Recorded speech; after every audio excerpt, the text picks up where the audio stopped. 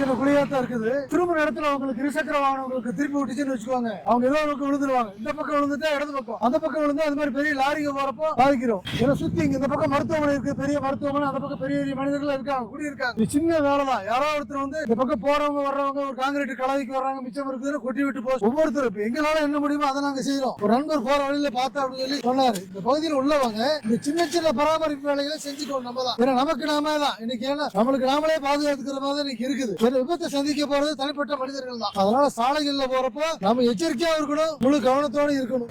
மண்ணு தான் போட முடியும். நாங்க இங்க பக்கத்திலேயே தான் இருக்குது. எங்க குழி இருக்குது, எங்க மேடு இருக்குன்னு தெரியல. இந்த மாதிரி சின்ன சின்ன குழிகள் நிறைய இருக்குது. இந்த மாநகராட்சி, நெடுஞ்சாலைத்துறை இவங்க எல்லாம் வந்து மக்கள் மேல கொஞ்சம் அக்கறையோட இருக்கு. இந்த விபத்து நடந்ததுக்கு அப்புறம் அப்புறம் எல்லாம் சுத்தி நின்று வேடிக்கை வைப்பாங்க, வீடியோ எடுப்பாங்க. விழுந்தது பாதிக்கப்படுறது நம்ம தான். கரெக்டா மூலையில் திரும்ப இடத்துல நெக்கு நாளைக்கு பள்ளிக்கூடத்துக்கு குழந்தைங்க போவாங்க, பெரியவங்க எல்லாம் வண்டி ஓட்டி போனாங்கன்னா அவங்களுக்கு தெரியாது. இரவு நேரத்துல வெளிச்சம் இல்ல, மழை நேரம் கூடுதல் கவனத்தோடையும் போங்க. சின்ன சின்ன குழிகள் எங்கெல்லாம் இருக்கும் சுத்தி இருக்கவங்க கொஞ்சம் கவனத்தோட இருந்து பராமரிப்பு பண்ணிக்கோங்க.